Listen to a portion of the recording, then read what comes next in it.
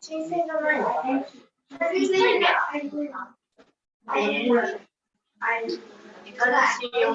ナンタゴーランゴ。ダーシ。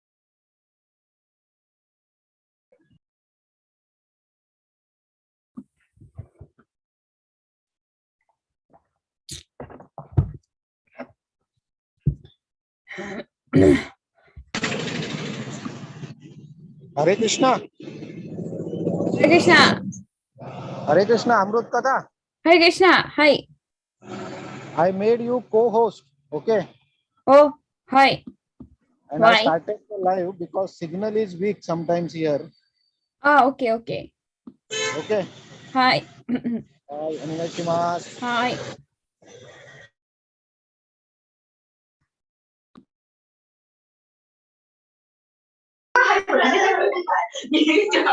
ハレクリシナ。アンジェリー。हरे कृष्णाキルタに座るんですけど、はい質問があるんですけど、はいバヌマハラジ聞いてもらえますか？はい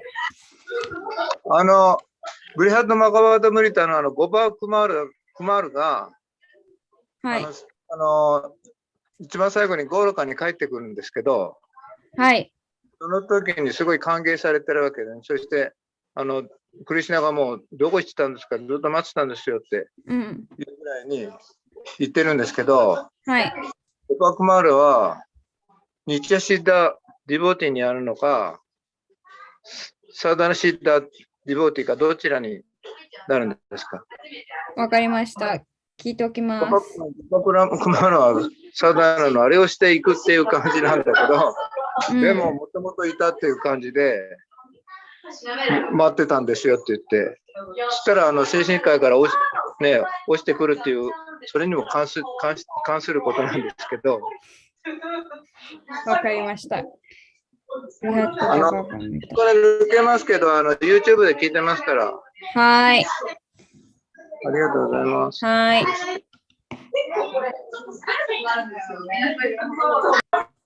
賑やかですね、今日。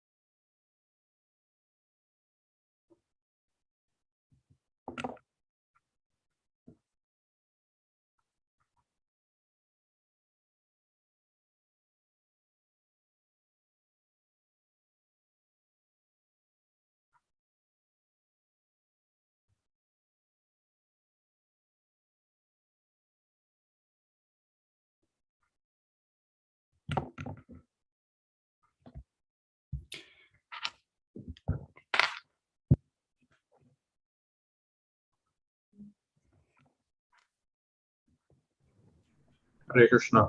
Hare Krishna. Hare Krishna. Maharaj, please. Start. Hare Krishna.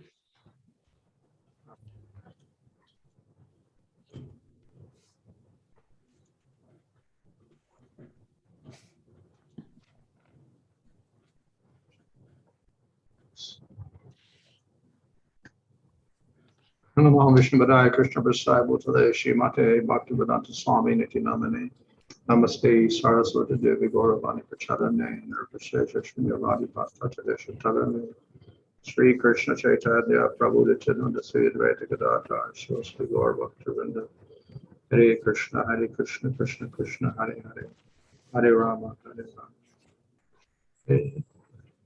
Rama. So the topic was the vibhava, which were the primary ingredients for rasa, that is, the people involved. で、前回に続くんですけど、そのラサにおいて必要な材料、それはその関係における人物たちを指します。So we have the object of love. In that case, it's Krishna for us. And we have the asraya, that is the experiencer. That could be us, individual devotees, or it could be the gopis or the cowherd boys or whatever. で、そのビシャヤっていうのはその愛情の対象。で、それはクリシュナなんですけど、で、アシュラヤはその愛情を、感情を体験しているもの。だから牛飼いの少年たちやゴーピーたちを指します。So usually in describing rasa in the books, that we're not describing it from Krishna's point of view, but from our point of view. So we're the experiencer, and Krishna is the object of love. 書物においてはそのクリシュナの視点からではなくて献身者の観点から見ているので、その私たちがそのラサの味わう存在、そしてその愛の対象がクリシュナです。But you can also describe everything from Krishna's point of view, where he is the asraya. He has a certain experience in looking at Radha or the gopis or the cowherd boys, and they would be the vishaya for Krishna. でも時々クリシュナの観点から見ていて、クリシュナがアイシュラヤで、その時にはアシュラヤがラーダラーニだったり、ゴーピーたちだったり、牛飼いの少年たちだったりになります。So that is the main part of vibhava, but then there's another part of vibhava. これがヴィババの主要な部分なんですけど、もう一つ部分があります。So within the vishaya, then we have things usually connected with the vishaya, that is Krishna, which will stimulate the sthāyi bhava and the love.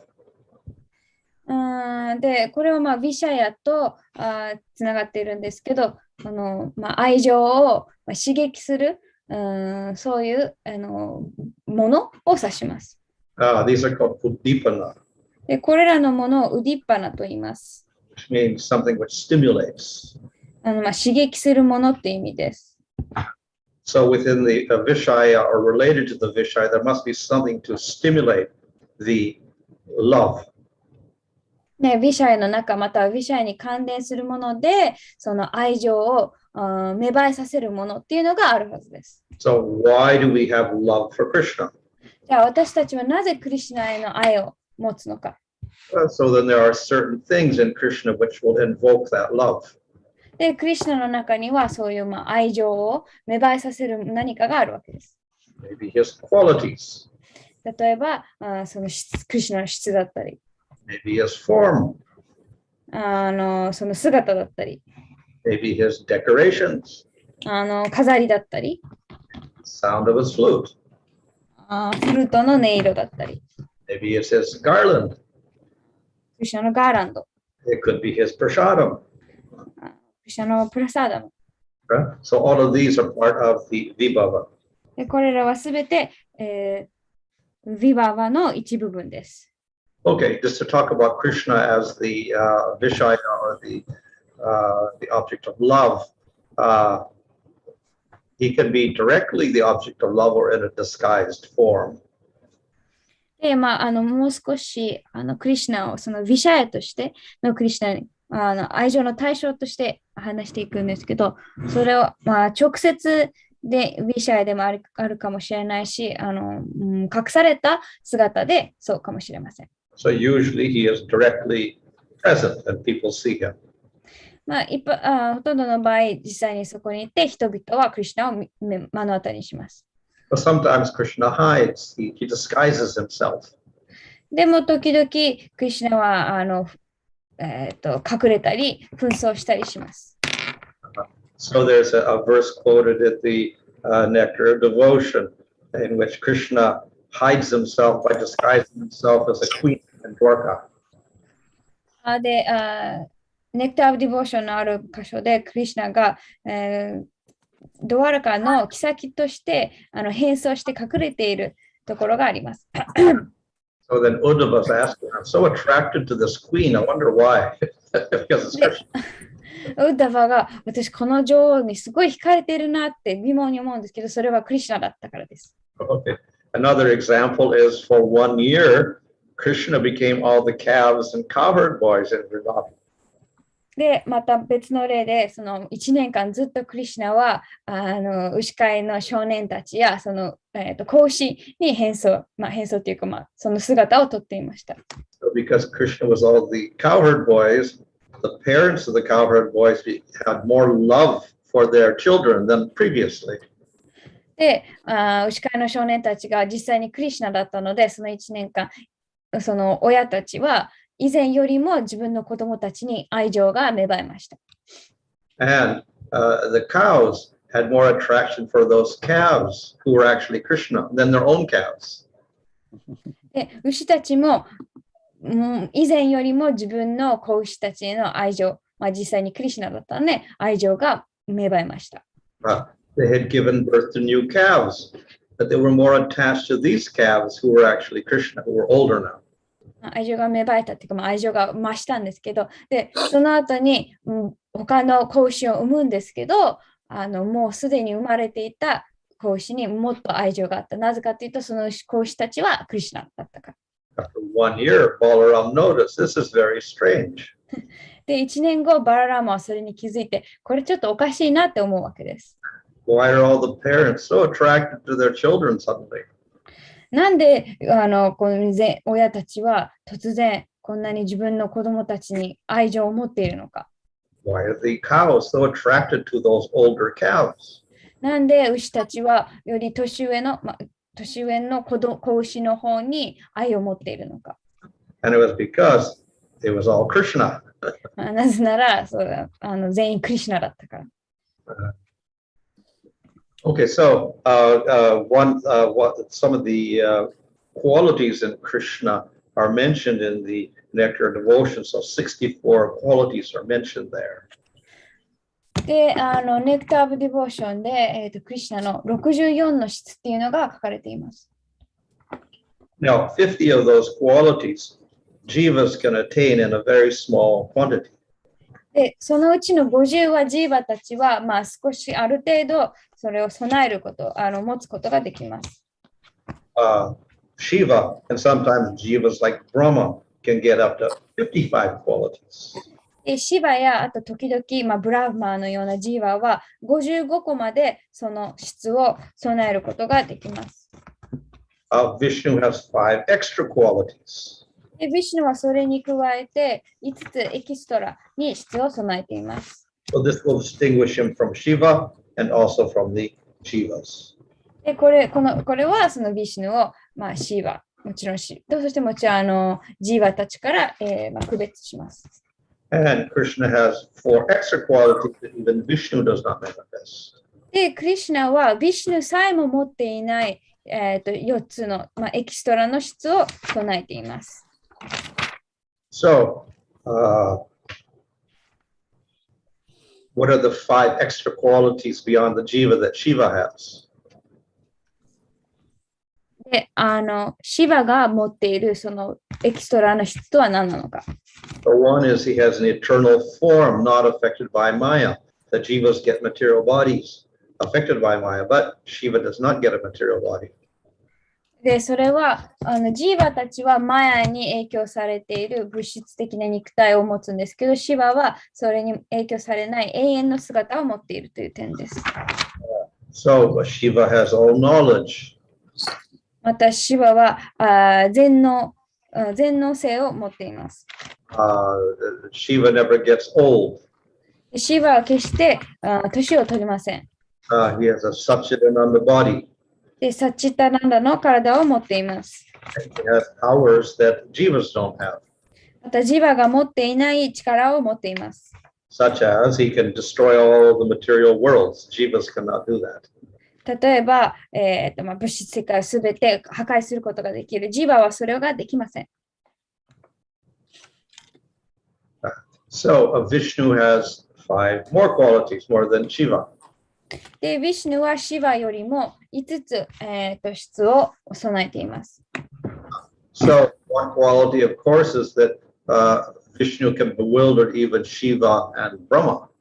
で、その質の一つが、ブラフマやシバさえも惑わすことができるという点です。From his form comes millions and millions of universes.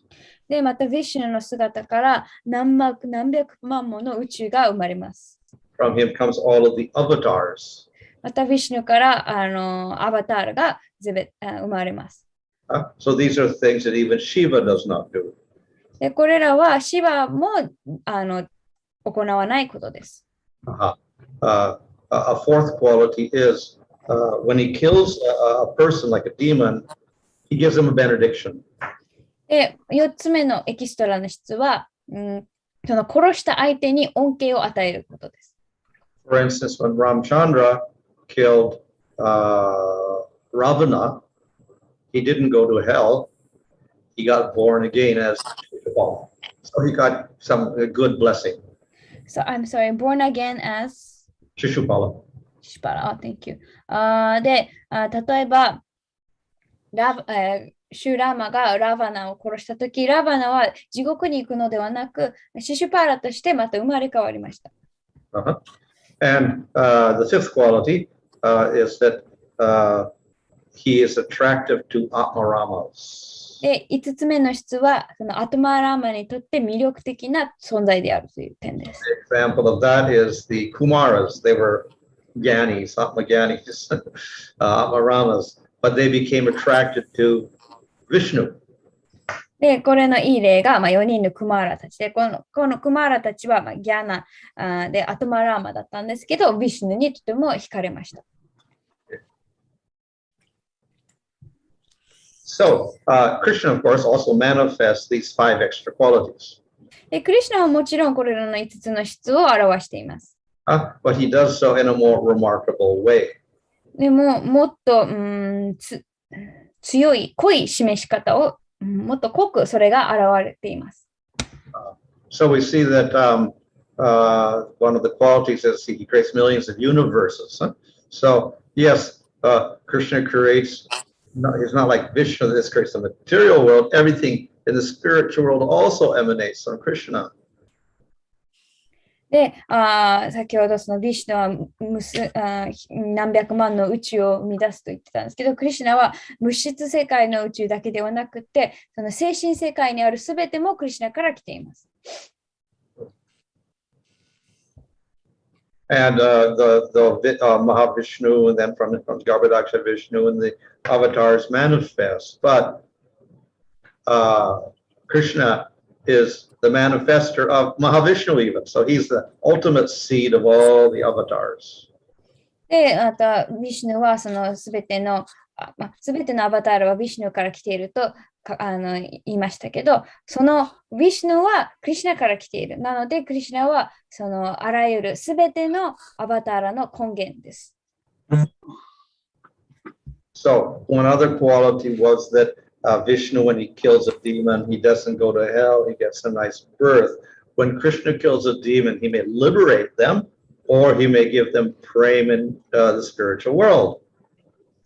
で、ビシュヌが人を殺したとき、その人は地獄に行くのではなくて、また生まれ変わることができるんですけど、クリシュナが悪魔とか敵を殺すとき、その解放させるだけではなくて、プレマさえも与えます。So when Krishna killed Putana, she did not take birth again in the material world. She went to spiritual world and became a nurse. そのクリシュナがプータナを殺したとき、プータナは、地獄に行くのではなくて、精神世界に、ウボだっけ、お母さんのような存在として生まれることができました。When Krishna killed Aghasura, he got Sarupya. で、クリシュナがアガスーラを殺したとき、アガスーラはスワルーピャを達成しました。Oh, and of course, when Krishna killed Shishupala, he also got Sarupya. で、シュシュパーラを殺したときもスワルーピャを達成しました。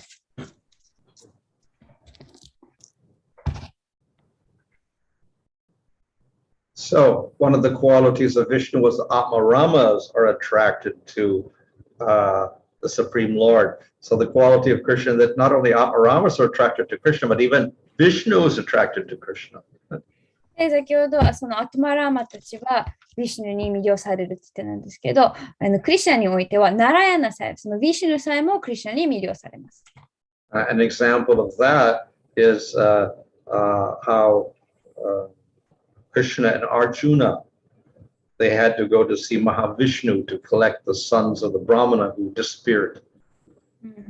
で、この例として、ある遊戯で、クリシュナとアルジュナはマハヴィシュヌのところに行って、その、突然消えたブラフマナの、5人の息子たちを取り返しに行かなきゃいけなかった。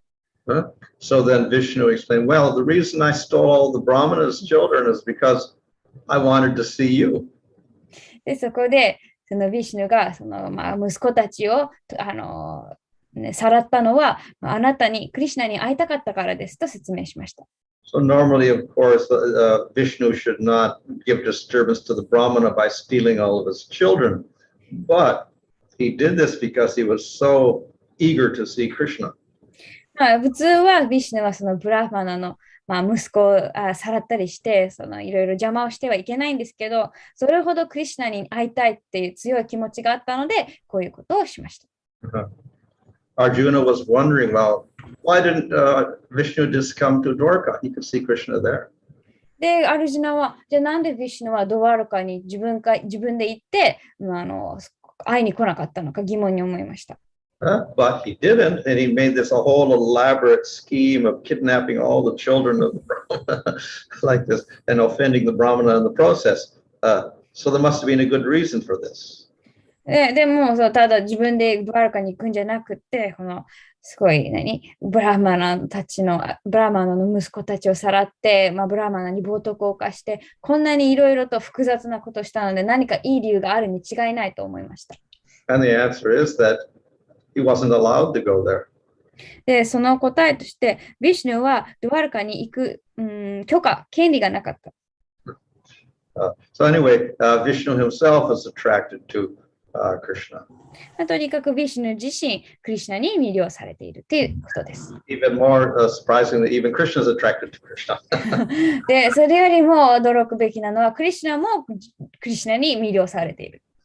Krishna looks in the mirror and says, "Who is this attractive person? So wonderful." クリシュナはその鏡を見て、この美しい人は誰なのか、すごい素晴らしいって思うわけです。Okay. So, apart from those 5 qualities which are more attractive and more astounding in Krishna than in Jivas or in Shiva, then we have the 4 qualities which are especially in Krishna.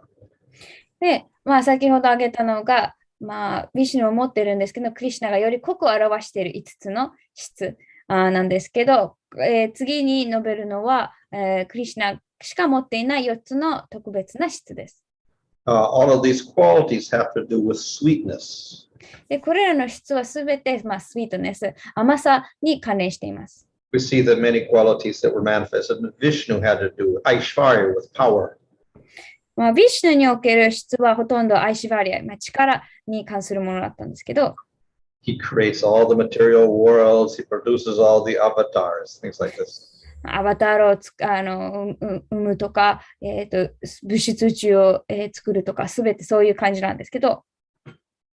So Krishna also does that, but then he has these extra qualities which don't manifest in Vishnu or in the avatars. で、クリシュナももちろんそういう力を持っていらっしゃるんですけど、ヴィシュヌや他のアバターらが表さないような、4つの質を持っています。So the first is that his form is very sweet, Madhurya Rupa. その一つが、その姿がとてもスイートである、そのマドゥリア・ルーパです。We have many verses in the Bhagavad describing the sweetness of Krishna's form. で、バーガワタムにはそのクリシュナの姿のスイートさを、表している説がたくさん含まれています。Sometimes the residents of Vrindavan or the gopis will describe that form of Krishna. 時々ヴィンダーバの住民やゴーピーたちがその姿を描写しています。Now, all the forms of the Lord, the form of Vishnu, form of Ramchandra, the Srimadev, they're all beautiful and spiritual. もちろん、ヴィシュナやラーマやナルシマハのような姿はすべてとても美しくて素晴らしいんですが、But the beauty of Krishna is sweet. でも、クリシュナの美しさっていうのはとてもスイートなものです。That is, his beauty invokes a very intimate relationship. というのは、クリシュナの美しさっていうのはとても親密な関係を芽生えさせます。In other words, one forgets about the power of God and one thinks more of his intimate relationship of love with Krishna. 言い換えると、その姿を見ると、そのクリシュナの力とかを忘れて、ただクリシュナと親密な関係を持ちたい、愛情を持ちたいっていう思いにさせるような姿です。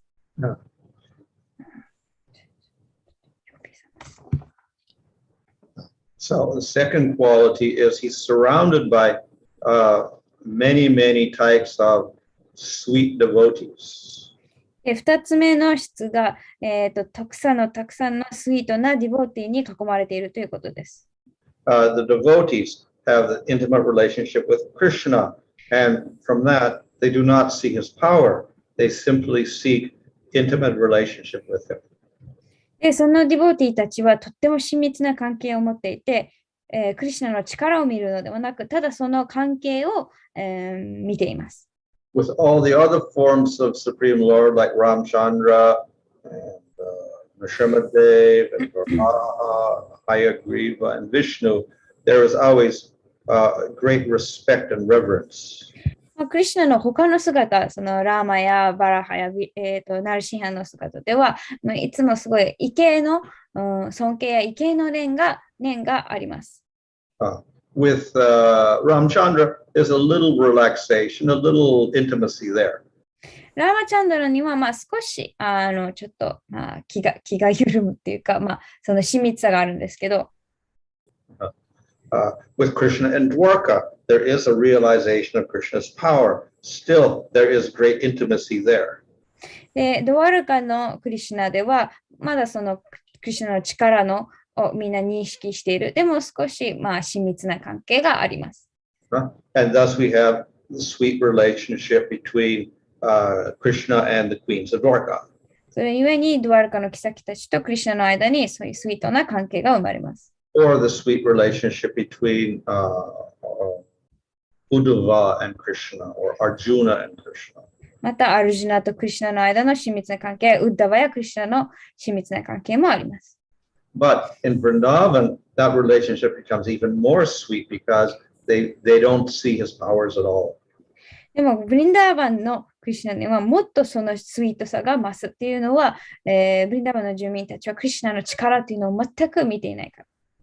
So because of that sweetness of Krishna, the sweetness manifests in these different relationships. で、クリシュナのスイートさによって、そのいろんな関係においても、その、甘さっていうのが生まれるわけです。Other forms of the Lord, the principal relationship is servant, dasya.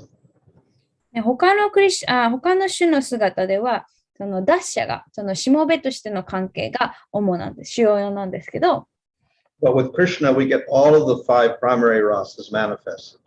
でも、クリシュナとでは、他の5つの、他の4つの関係もあらわになります。So dasya is manifested, but above that we have sakya.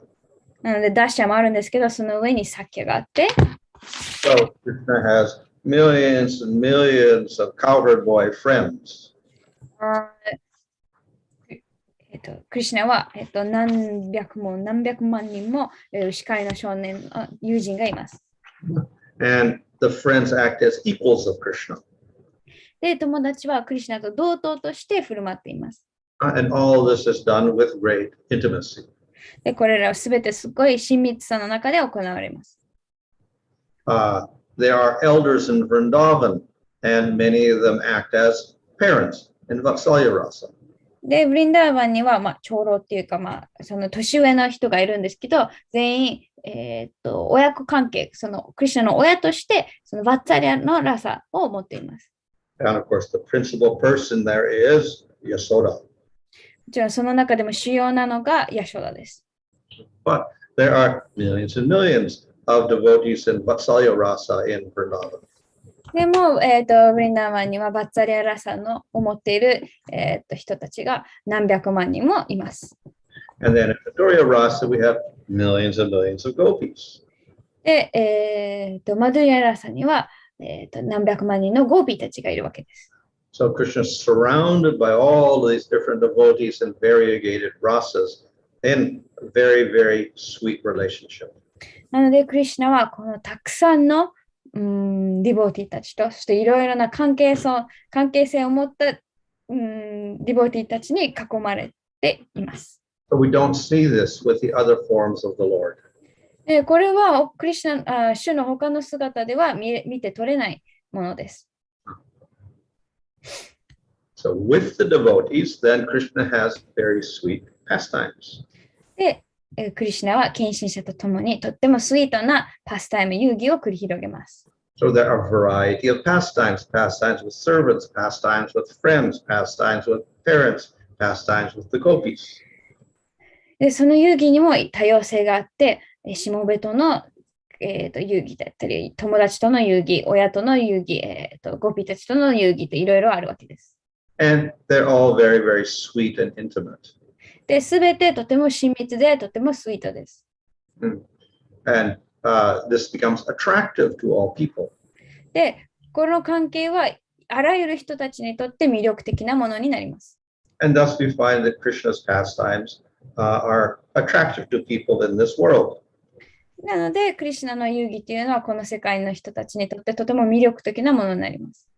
And for that reason, people are attracted to the stories in the Bhagavatam. でこの理由から人々はバーガワタンの物語に惹かれます。And of course, among the pastimes, but now we're celebrating Damodar month. So this is a pastime of Vatsalya Rasa, which is unique to Krishna. We don't find this in any other form of the Lord.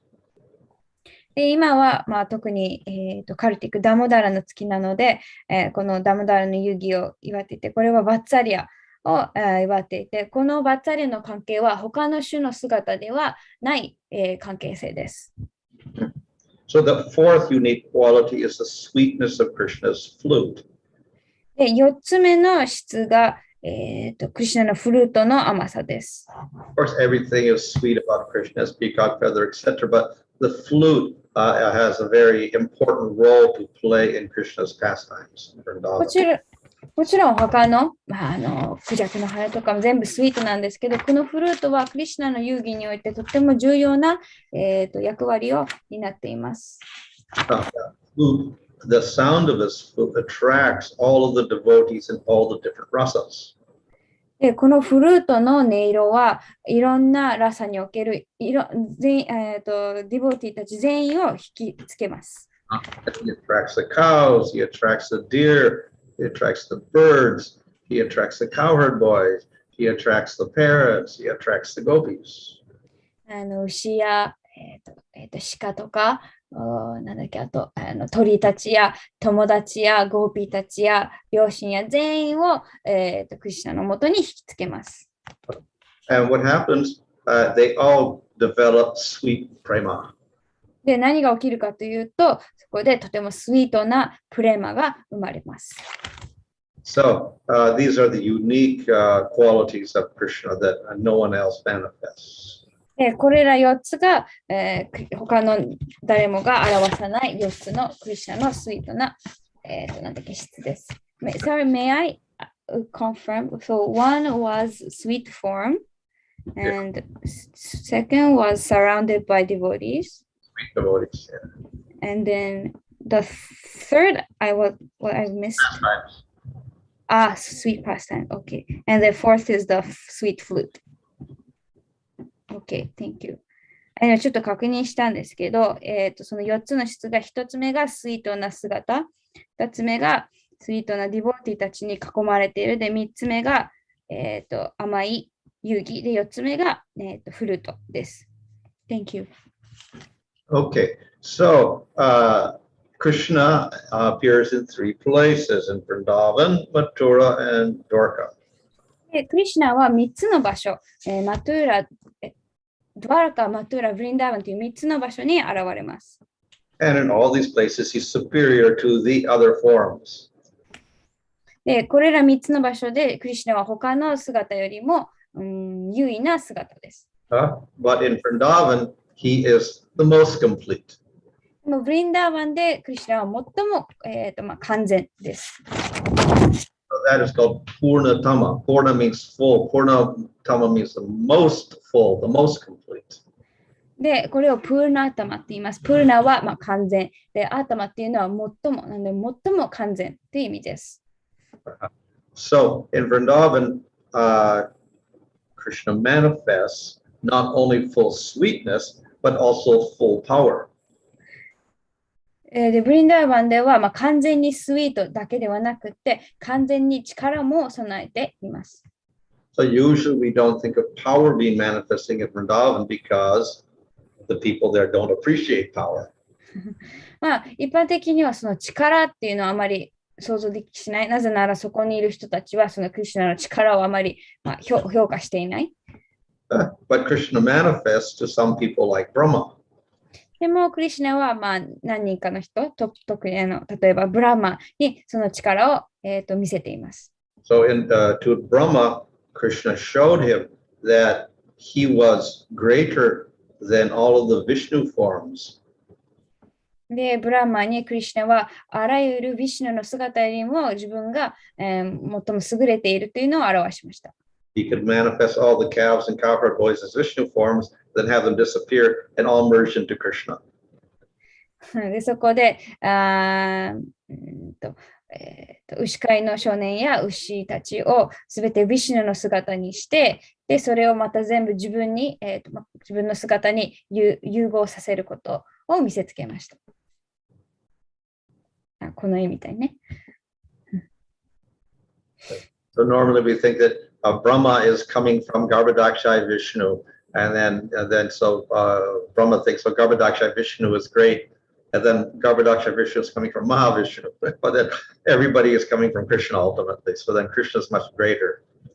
ブラマはガルボダクシャイ・ヴィシュヌから来ているので、ブラマはもちろんガルボダクシャイ・ヴィシュヌが最も優れていると思うんですけど、ガルボダクシャイ・ヴィシュヌはマハヴィシュヌから来ていて、そのマハヴィシュヌはクリシュナから来ているので、あらゆるヴィシュヌはクリシュナから来ているわけです。And in Vrindavan, apart from the great powers, then the full sweetness is manifested. で、ブリンダーバンではその完全なる力だけではなく、その完全なるその甘さ、スイートネスが表されています。So here we find the most intimate relationships in the different rasas of Krishna. で、ここで、あらゆるラサの中でも最も親密な関係が、見て取れます。And then we get manifested these very unique pastimes in Vrindavan. で、ブリンダーバンではとてもユニークな独特なパスタイム、遊戯が繰り広げられます。In Vrindavan, we also get the full manifestation of mercy. で、ブリンダーバンではまた慈悲、完全なる慈悲の現れもあります。So here we see how Krishna was merciful to Putana, and even though Putana tried to kill him, she was elevated to the spiritual world and got a spiritual body. で、ここでその、プータナはクリシュナを殺そうとしたんですけれども、クリシュナはそのプータナを精神世界に、下脱させ、また精神的な体を持たせるというとても慈悲深い、とても慈悲深さをお見せになりました。Later on, the Devatas were watching when Krishna killed Aghasura, and then he got liberation, and the Devatas were astonished. Oh, how Krishna is doing this. で、また後にデーバタたちは、クリシュナがそのアガスーラを殺して、そのアガスーラをそこで、下脱、解放を達成したのを見て、とても驚きました。When Krishna goes to Mathura and lives with the Vrishnis or the Yadus, then the sweetness and the powers are somewhat covered. で、クリシュナがマトゥーラに行って、ブリシュニやそのヤドゥたちと、ヤドゥ家と暮らすとき、そのスイートさや力っていうのは少し覆われます。And that is because the Yadus, they appreciate Krishna for his powers. っていうのは、まあ、ヤドゥ家の人たちは、クリシュナの力を、評価、しているからです。So there is still some Vatsalya rasa there, as with Vasudeva and Devaki. もちろん、そのバースデーバとデバキの間の、例えばのように、そのバッツァリアとかはまだあるんですけど、But that Aishvarya kind of limits the sweetness. でもそのアイシュバリアスの畏敬の念がそのスイートさを少し、限らせてしまいます。So Krishna in Mathura is called Purnatara.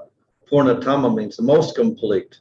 Purnatara means more complete, but not as complete as Purnatama. なので、ブリンダーバンのクリシュナはプーナターマ、最も完全だったんですけど、マトゥーラのクリシュナは、プーナターラ、もっと完全って意味なんですけど、最も完全ではまだないわけです。And when Krishna appears in Dwarka, he is called Purna, just perfect, complete. で、ドワラカにいるとき、クリシュナはプーナ、ただ完全という意味で呼ばれます。So in Dwarka, more powers are manifest. Consequently, the sweetness is a little bit less. で、ドワラカではもっと力が表されるので、そのに比例して、甘さ、スイートさが、少し隠れてしまいます。Krishna goes to other places like Avanti, where he gets educated, Gurukul. He goes to Hastinapur. He goes to Kurukshetra. So he manifests various amounts of qualities with various persons there. で、また、クリシュナはアバンティスのグルクルのためにアバンティに行ったり、あとなんだっけ、ハシテナプーラや、クリシュクシェタラに行くんですけど、そこで、会った人たちに応じて、その力を、違った、量の力を、見せます。So we talked about the 64 qualities of Krishna. で、今、クリシュナの64の質について説明しました。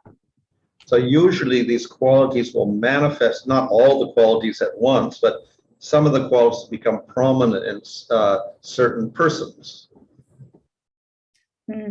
で、その64の質が同時に全部表されるのではなくて、その相手に応じていろんな場面で表されます。Some of these qualities are quite different from each other.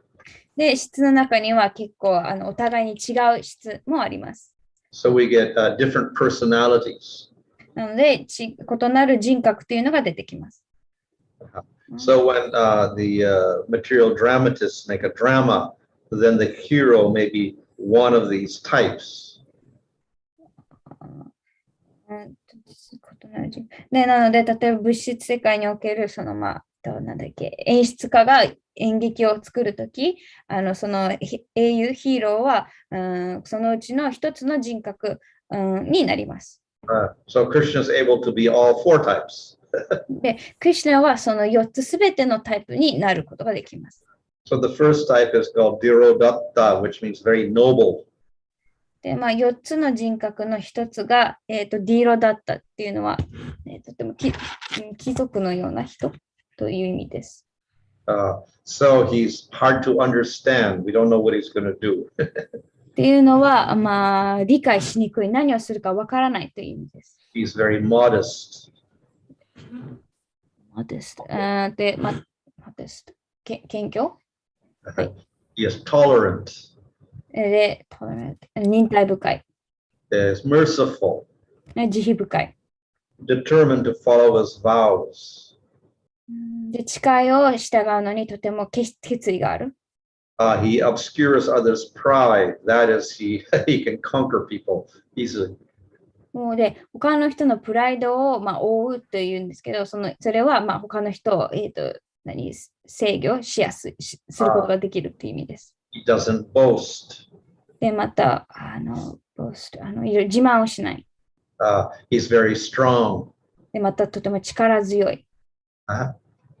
So this is a person maybe ideal as a king. で、こういう人は、王に適している人。気高い人ですね。ノーボー。はい。So the Dira Lalita is a very playful type of person. さっきのディーラだったは気高いって意味なんですけど、次がディーララリタ、遊ぶのが好きな人。Very clever. で、とても賢くて、He's young in the Kaishore period. カイショラ時期の最後なので、とても若々しい。He's skillful at joking. で、冗談するのが得意。He's free of worries. で、心配事も何もない。He's controlled by his devotees. で、また、ディボーティーたちによって支配されている。So this we see Krishna manifest with the gopis in Vrindavan quite often. で、この、性格っていうのは、ゴーピーたちとの間でクリシュナをよく表しています。Dira Shanta, a very gentle person. で、その次がディーラシャンタ、とても、優しい人を指します。He's peaceful, tolerates suffering. ね、とても平和でいろんな苦しみにも耐えたり。He uses discrimination. In other words, he's very thoughtful. とても分別があるので、すごいいろいろ考え抜く。And very modest. で、また、modest から出てこない。控えめな人です。Okay. And the last one is quite different. He's a Diro Datta, very proud. で、最後はまたちょっと違うんですけど、ディーラだった。とても、プライドがある人です。He may show envy, pride, deceit, anger, fickleness. He may boast. で、こういう、性格は、妬みとか、プライドだとか、怒りとか、あと自慢とかも、もうそういう質を持っています。Of course, we often see this manifested in demons like Kamsa. で、これはよく、カムサのような悪魔の中で見て取れるんですけど、But Krishna may also manifest when he is going to fight with the demon, for instance. でも、クリスチャンは例えば悪魔たちと戦う前にこういう質を表すかもしれません。So these are four different types of heroes, and Krishna can be all four.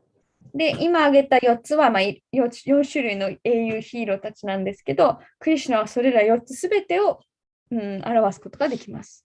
So the qualities are sometimes contrary, like boasting and not boasting, whatever, but they can all exist in Krishna, all these qualities. 中にはなんか矛盾しているような質、例えば自慢しないけど自慢するって。でも、クリシュナの中ではそれが同時に存在することができます。And none of the qualities are faulty in Krishna. で、どんな質もクリシュナの中では決して欠点ではない。Okay, so the Asraya, that's the devotee. で、次にアシュラヤ、これはディボーティーを指すんですけど、So they have deep attraction for Krishna. で、アシュラヤはクリシュナに対するとても深い愛着、執着を持っています。So they are two types. で、2種類います。One is the person who has bhava, so he's not perfect yet, but he's able to see Krishna. で、1つ目がバーバーを持っている。まだ完璧ではないんですけど、クリシュナを見ることができる。So therefore the rasa can be established. なので、クリシュナを見ることができるので、ラサを確立することができます。Because he still has some anartas, then the rasa is not so strong. でもまだアナルタがあるので、ラサがそこまで強くありません。So this person is called the sadhaka.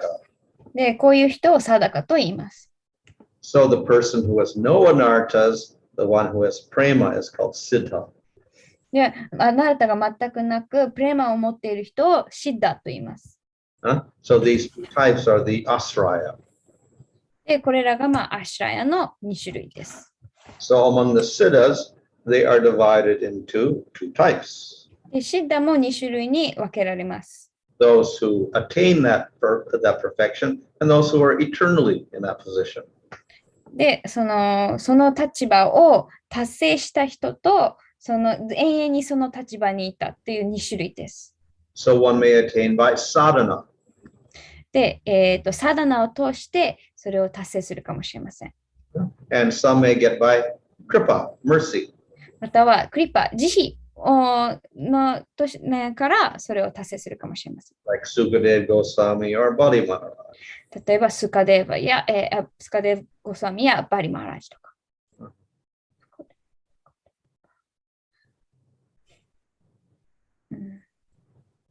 So the devotees often go beyond the 50 qualities. They may even get 55 qualities.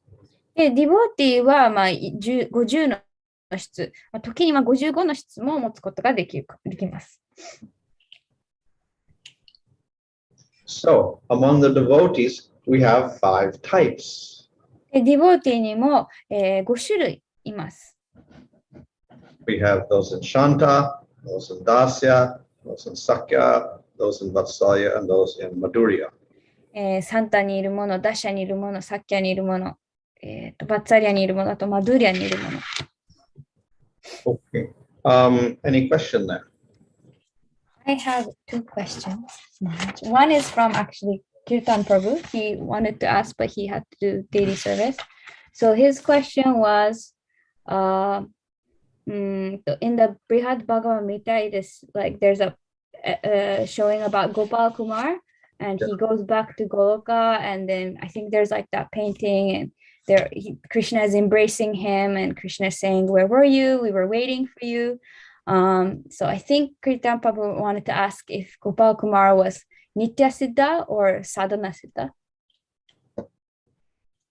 So that story is told to show the progress of sadhana. で、今これはキルタンさんによる質問ですけど、このブリハッド・バガバン・ムリタで、そのゴパール・クマラというディボーティがゴーロカに帰って、そこでクリシュナと抱き合って、クリシュナがどこにいたのってずっと待ってたんですよって言ってるんですけど、でキルタンさんはそれは、ゴパール・クマラニッティア・シダだったのか、サダナ・シダだったのかっていう質問だったんですけど、その、マハラジの答えは、そのパスタイムはサダナの、発展を表している。But the problem comes when you go to the spiritual world. How do you get introduced to the spiritual world? で、その問題はその精神世界に行ったとき、どうやってその精神世界に紹介されるっていう点です。Because people, they see you come there and say, "Where did you come from?" 精神世界にいる人たちはあなた誰か急に現れた人見て、どこから来たのってびっくりするわけです。So somehow the devotee gets introduced to the spiritual world. なので、何らかの方法でそのディボティは精神世界に、紹介されるわけです。So in this case, Krishna introduces him. Well, he is the brother of so and so. Where have you been? なので、この例では、クリシュナが、彼は誰々の、兄弟で、ここにずっとどこにいたのって、そういうふうに他のディボティたちに紹介するわけです。But once they're there, then generally they feel like they're there eternally. でも、一回そこに行くと、永遠にそこにいたような気持ちになるそうです。So in other words, they don't feel any difference between themselves and the people who are the Nityasiddhas. 言い換えると、そのニッティアシッダの人たちとその自分と何の違いも感じない。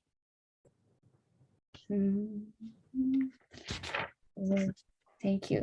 And next, my question is, so there were Krishna had the extra 4 qualities, and I read that Chaitanya Mahaprabhu is like the same as Krishna, like a Swarupa, I forgot the word.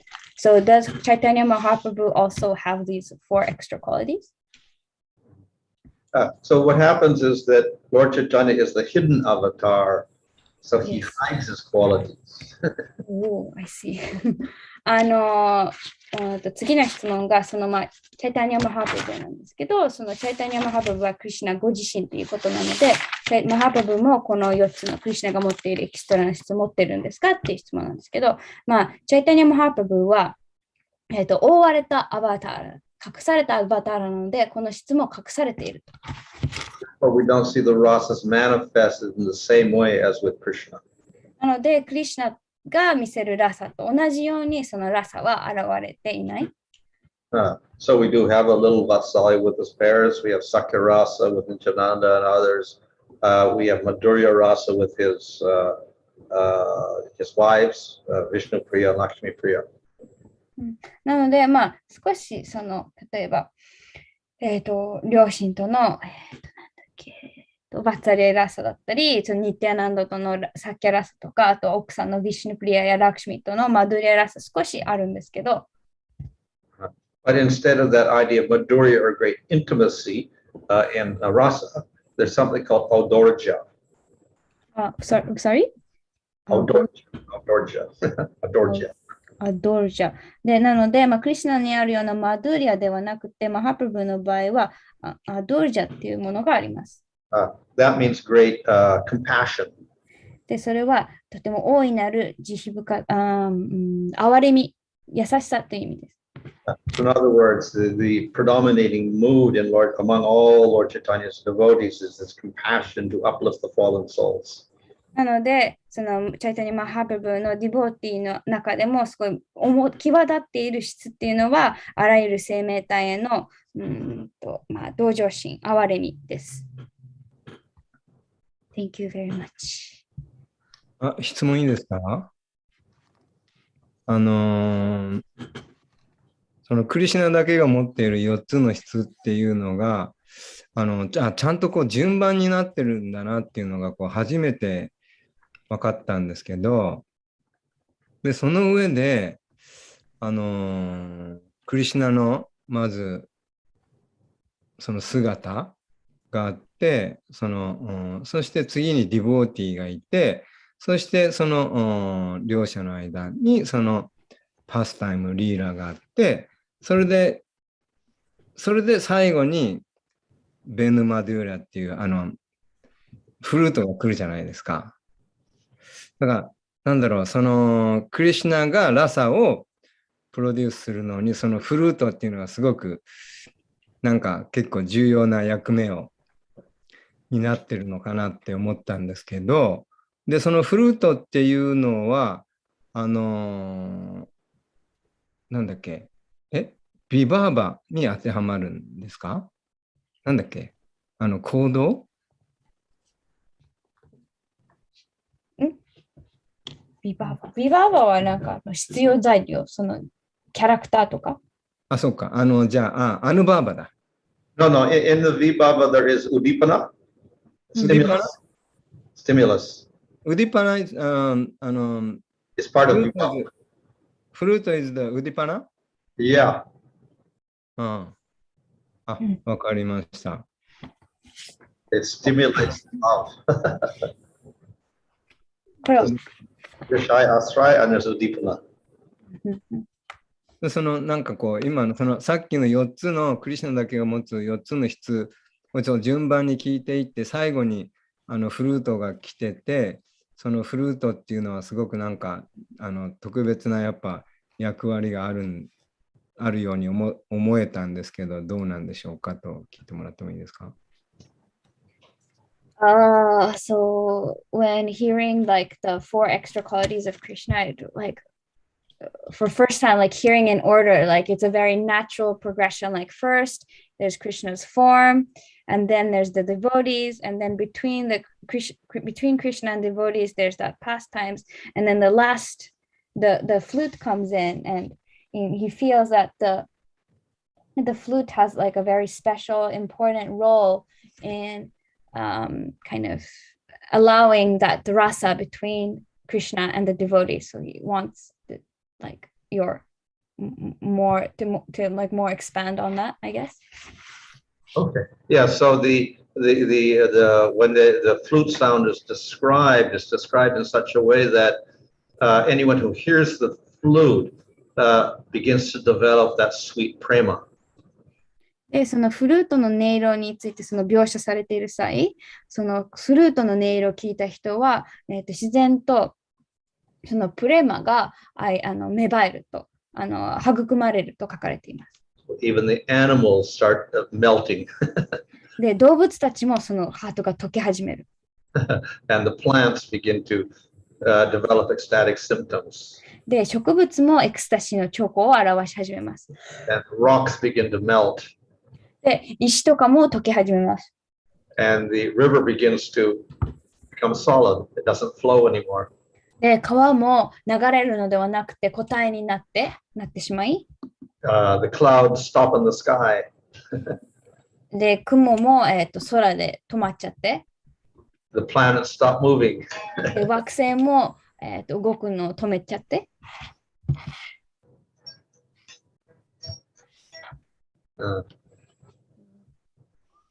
だそうです。ラーガってこう、感情をこう、特定のラーガが特定の感情を引き出すじゃないですか。クリシュナはそのフルートで、その、同じラーガでみんなをこう、それぞれの、ラサを引き出すんですか？それとも、それぞれのラサに応じて違ったラーガとかで、その、スティミュレート、刺激して、その特定のその関係におけるラサをプロデュースするんですか？ And so, like in ragas, like different ragas invoke a specific emotion. So when Krishna plays the flute, does like the one melody invoke different emotion, mood in different devotees, or depending on who he's calling and which mood or which rasa he wants, like he plays different melodies, like different ragas? Well, it will depend on the pastime who he's trying to attract. その遊戯と誰を引きつけようとしているかによります。But there are general things, for instance, in the monsoon season, he will play the Magmela raga or something like that, which is a monsoon raga, or the Vasant raga in the springtime, etc. General ones are also there. もちろんそのモンスーンの時に演奏するマグメーラとか春にやるバサンタとかその一般的なラガももちろんあります。And then some express particular sentiments like joy. で、ラガの中には、特別な特定の、感情、喜びとかを表すものもあります。But the nature of these ragas for Krishna is a little different because through those ragas he can even send messages. でも、クリシュナが演奏するラガっていうのは特別で、そのクリシュナが演奏するのは、特定のメッセージも送ることができます。So when the gopis hear the flute, then they get messages from Krishna and they know where to go. で、なので、ゴーピーたちがそのクリシュナのフルートを聞くとき、メッセージを受け取るので、どこに行けばいいのかわかります。Of course, when Krishna plays his flute, he can call the cows also.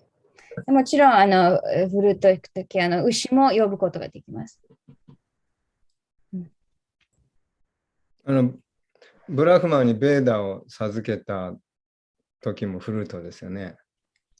When Krishna gave the Vedas to Brahma, it was also through the flute. Yes? Oh, Brahma heard the flute sound, and through that, he got the his Gayatri mantra. He got initiated through that. ブラマはそのフルートの音色を聞いて、そこからガヤトリーマントラを受け取って、それを通して入門を授かりました。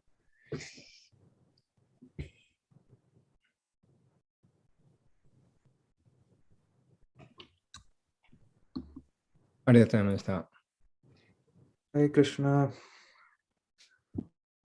Hare Krishna Maharaj, Dandavat Pranams. May I ask a question? Hare Krishna. So Maharaj, like the sound of flute of Krishna is like an ordinary vibration, or like it's a vibration that can also have like clearly sounding mantras or shlokas that Lord Brahma can hear or understand? Well, it's a spiritual sound. Okay, then it has everything in it. Yeah, so Krishna can convey anything through that, but obviously, usually he's conveying something spiritual through that, not anything material. So it's absolute, just like in one syllable Om, all the Vedas is there. Through the Gayatri mantra, all the Vedas are in that. Or in the fourth slokas of Bhagavatam, the whole Bhagavatam is there.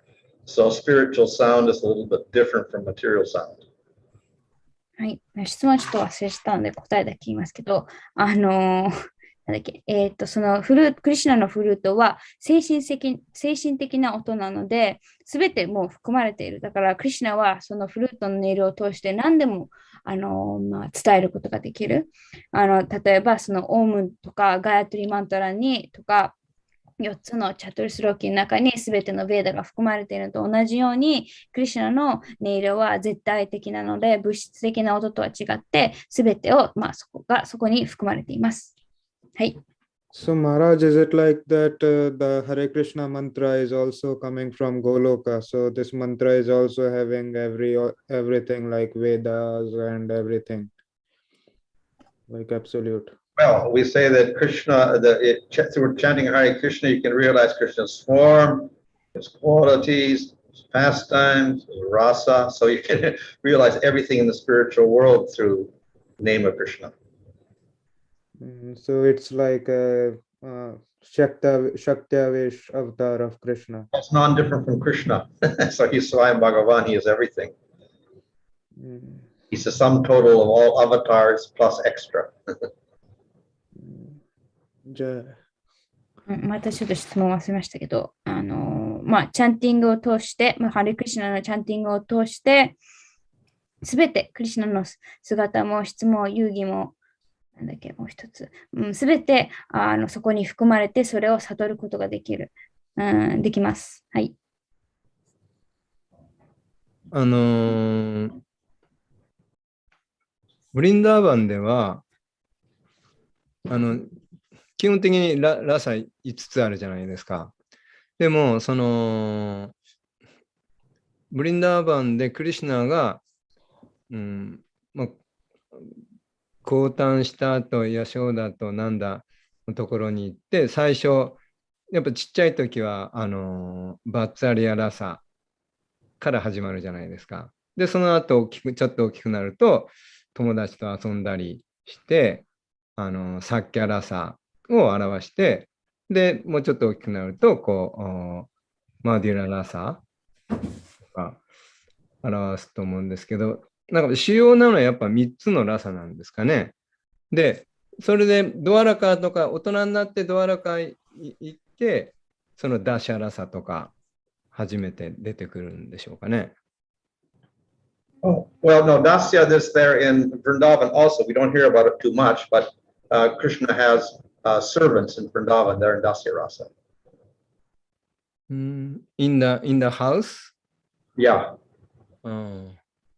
Raktaka is one of his servants. And how about the Santa Rasa, the all like neutral? Shanta Rasa, we don't hear too much in Vrindavan, more in Mathura and Dwarka, the sages who saw Krishna come into the arena of Kamsa. There were some sages in Shanta Rasa. Oh, I see. But it was still, sorry. What about the cow or tree or grass? They kind of not Shantarasa?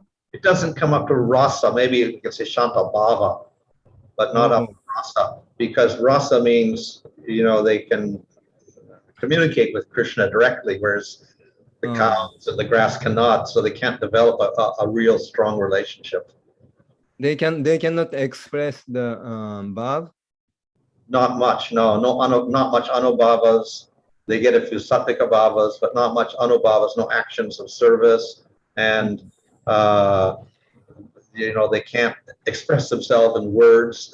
So it's they're quite limited in what they can do.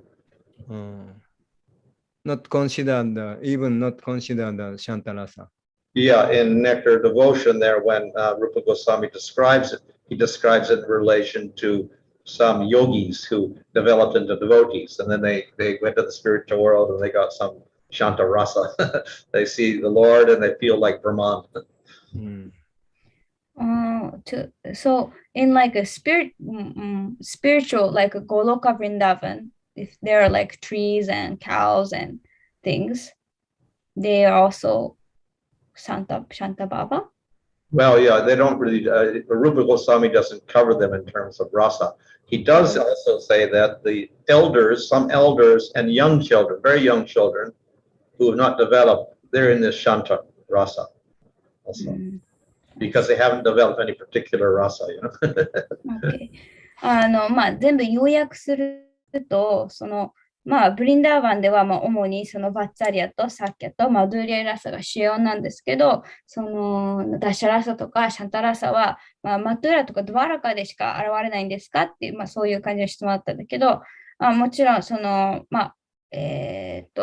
ダッシャラサは、そのしもべとしての関係は、クリシュナがブリンダーバンにいたとき、しもべ、ラクタカっていう名のしもべとか家にいたので、そういう人たちとは、ダッシャラサ、あとは、で、シャンタラサはどちらかというと、マトゥラとかドワラカでのその聖者たちとかが持ってて、で、ルーパゴスワミがおっしゃってたのが、ブリンダーバンでも、長老たちとか、すごい若い、幼い子たちはまだクリシュナとそういう関係を築いてないから、シャンタラサとか。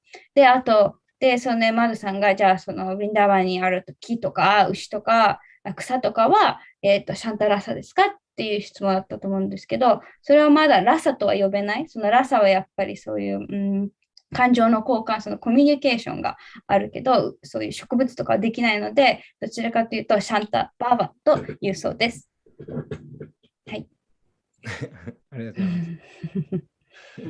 ます。Maharaj, is it possible like because those jivas are covered by a material body like grass or a tree or maybe like clothes, so is it possible for them to have these kind of exchanging on a spiritual platform?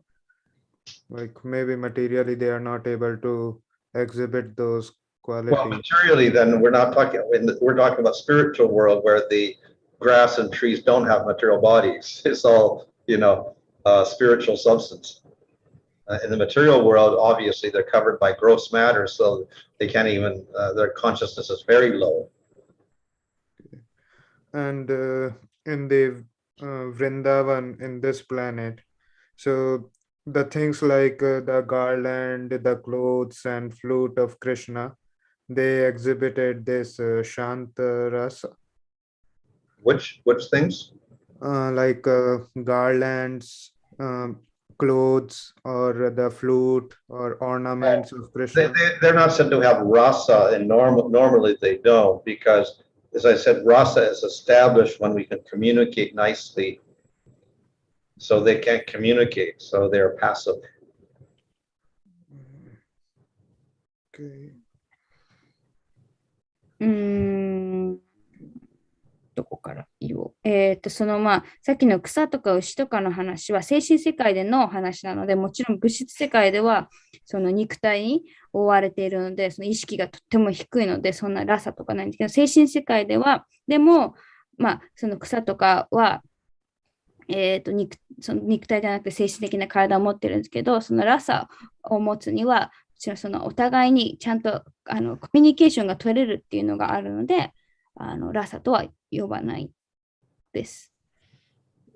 はい。But Maharaj, like one example we have heard about one devotee during Chaitanya Leela who was a incarnation of Krishna's flute. So is it possible that in some other form that same devotee is able to display some other rasas in devotion to Krishna? In some other? Just like there is an example of a devotee in Chaitanya Leela who was said to be as incarnation of Krishna's flute. And yeah. So in that incarnation, that devotee can display the symptoms or can have exchanges with Krishna because maybe. I don't know. So the Goswamis discussed the flute as a personality, but obviously you could. Also, the desire tree became, I think, Madhavendra Puri was a desire tree in Vrindavan or something like that. So in some cases, we do find devotees who have taken those roles of trees or flute or whatever.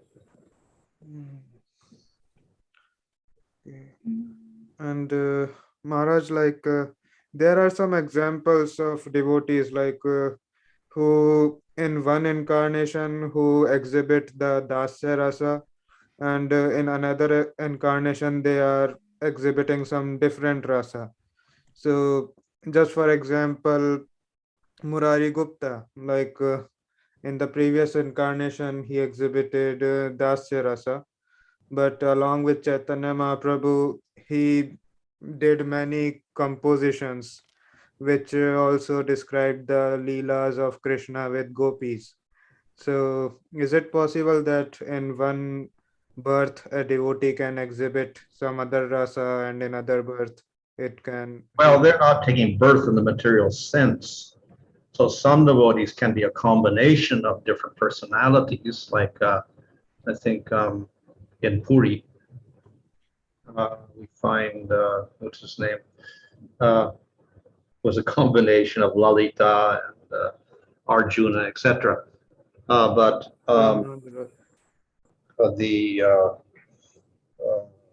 in normal cases, they usually remain separate. But some, we say there are extraordinary cases also where there may be combinations. But they're not, when they say they take birth, they're not really taking birth because those are not material bodies. わかりました。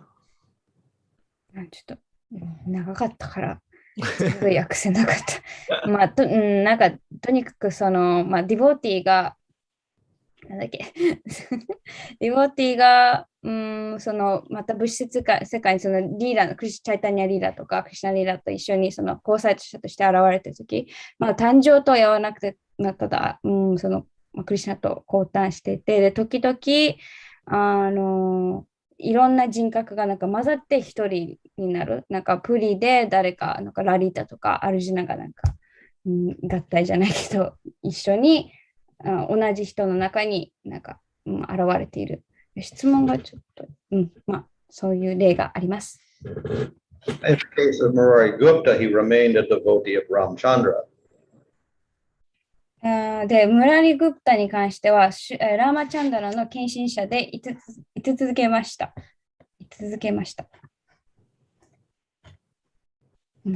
Even in the Chaitanya Lila, he was also Ram devotee.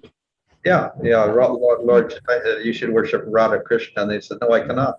I'm devoted to Ramchandra. そう先週もあったと思うんですけど、ムラリ・グプタはチャイタニア・マハプラブにそのラーダ・クリシュナを崇拝しなさいって言われたんですけど、ムラリ・グプタはいや、できませんって、私はラーマチャンダラの献身者ですというふうに言いました。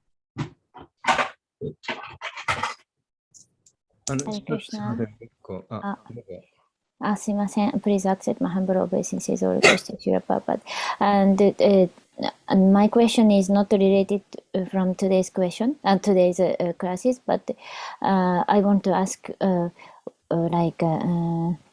why taking initiation from we will have the Diksha Guru is very important because like some person maybe if someone don't take Diksha from arriving Guru, and he maybe someone understand my Guru is Srila Prabhupada, and he all life if he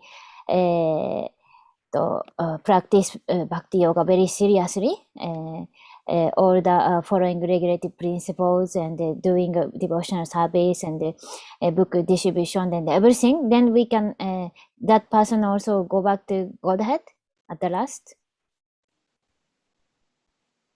Translate. はい。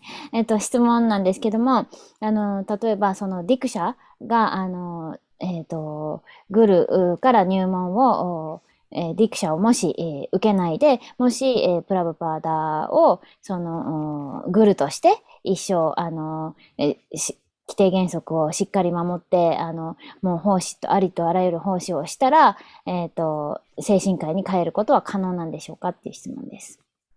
So in Chaitanya Charitamrita, there it is mentioned that chanting the holy name does not depend on Diksha.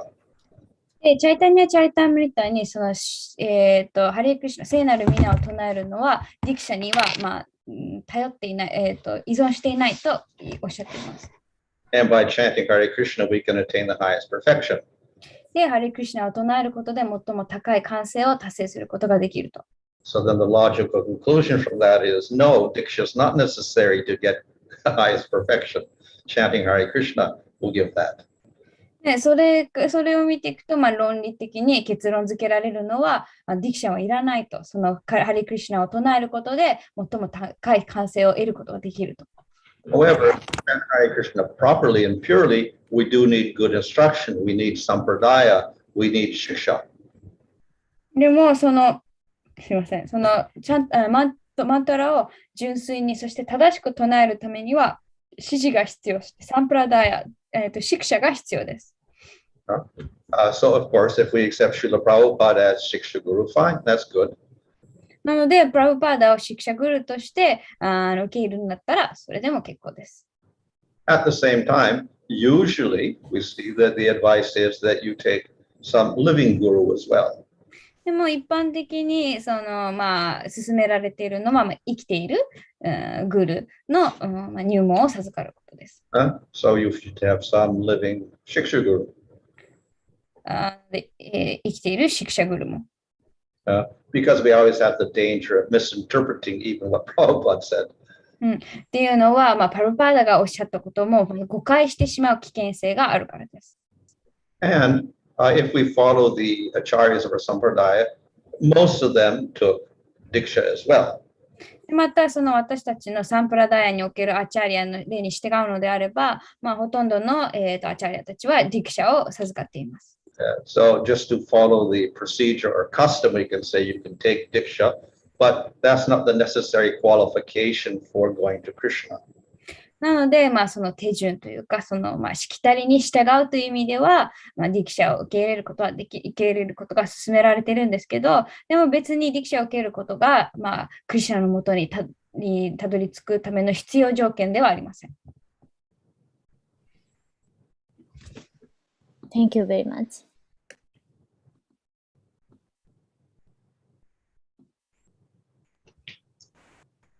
Okay, that's it. 最後ちょっと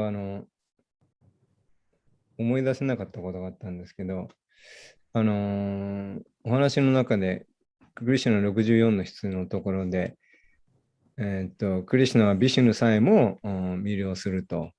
で、さらに、輪をかけてクリシュナはクリシュナさえも魅了するっていう話がすごく面白かったんですけど、で、その時に思い出したのが、クリシュナは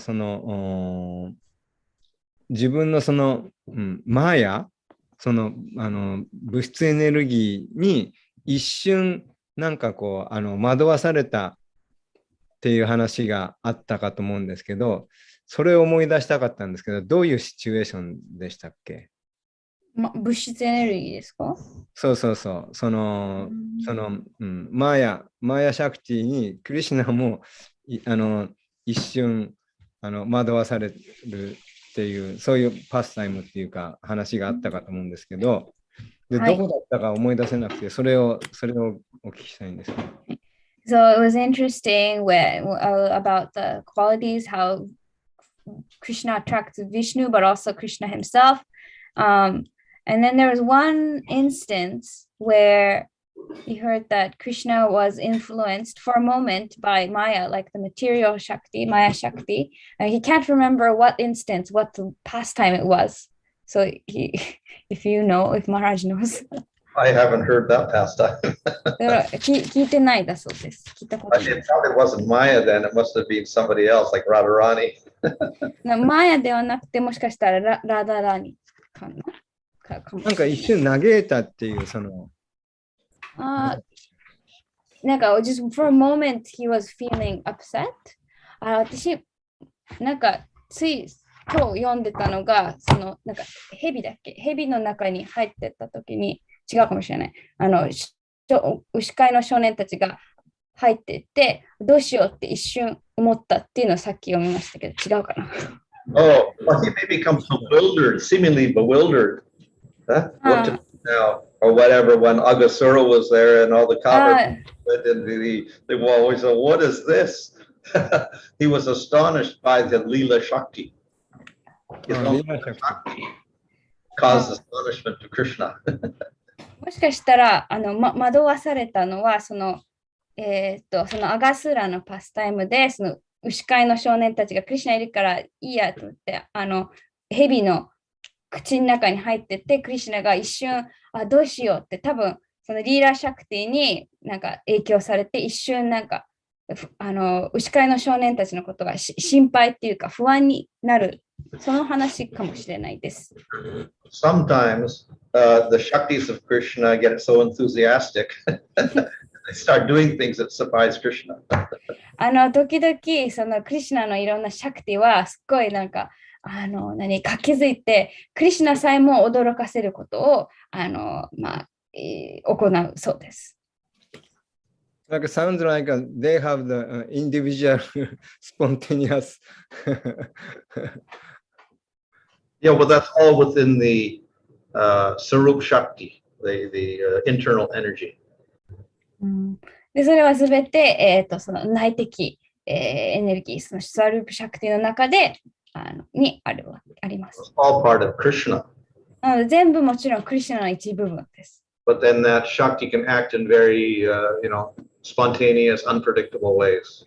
でもそのシャクティもすごい自発的にまた予測できない形で、活動します。Dandot Pranam Maharaj. Hare Krishna. Maharaj, what is the part of Yogamaya then in the pastimes of Krishna? Like she makes it Krishna to forget Krishna is God himself, to have intimate relationship with all the devotees? So yeah, Yogamaya is the potency to cause forgetfulness in the spiritual world. でじゃあ、クリシュナのリーダーにおいてヨガマヤの役割は何なのか、そのクリシュナさえも自分がそのもっと親密な関係を持てるようにクリシュナが自分が神であるのを忘れるためにあるんですかって。で、ヨガマヤはその忘却をその作り出す、エネルギーなので、はい。So it's a type of ignorance. なので、ある意味一種の無知です。So for instance, Mother Yasoda doesn't know anything about Rasa Leela. なので、例えば、母ヤシュダはラサディーナのことを何も知りません。But everybody should know everything in spiritual world.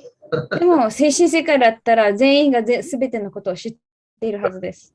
So Yogamaya covers certain things in order that the rasa may go on nicely. で、ヨガマヤはそのそのラーサがうまく繰り広げられるように、ところどころ覆い隠します。The spiritual ignorance to increase the rasa. そのラーサを増すためにある、精神的な無知と言えます。Does Yoga Maya also act on Krishna? So Krishna himself forgets? Like, It's possible. そのヨガマヤがクリシュナ自身にそのクリシュナが自分が神であるのを忘れさせるように働きますかって、それは可能です。Now, ultimately, of course, Krishna is the Shaktiman, so he's in control of the Shaktis. 究極的にクリシュナはシャクティマン、そのすべてのシャクティの支配者です。But we see the case of, for instance, with Balaram. For 1 year, he could not understand that Krishna was all the cowherd boys. That was Yogamaya acting on him. でも例えばバララムは1年ずっとそのクリシュナが牛飼いの少年たちとして孔子たちとして演じていたというかその姿をとっていた。でバララムはそれを知らなかった。そのヨガマヤがその、バララムにそれを、気づかせないようにしてた例です。So after 1 year, he said, "This is very strange." And then he realized, "Who can do this?" They said, "Krishna can do it. Krishna can put Yogamaya on me." で、そこで、1年して、バララムはこれおかしいなって、誰がこんなことできるんだって。そして、クリシュナだ。クリシュナが私にそのヨガマヤの影響をかけさせたんだ。ラーサリーラでも、ラーサマンダラで、一人一人のゴーピーはクリシュナ、自分だけがクリシュナと二人っきりで踊ってるって、みんなが思ってたんですよね。Yeah, that's Yogamaya also. あれ今日本語で言ったらいいのか。はい。それもヨガマヤです。Thank you very much, Maharaj. My long-lasting dilemma is clear today. I had this impression, how come Yashoda Mataji doesn't know about the Ras Leela? Thank you very much, Maharaj. Okay, Hare Krishna. Thank you very much. ありがとうございました。Thank you very much, Maharaj. His Holiness Maharaj. Jai. There will be continuation of this rasas next week. So next week. Oh, okay. Thank you very much.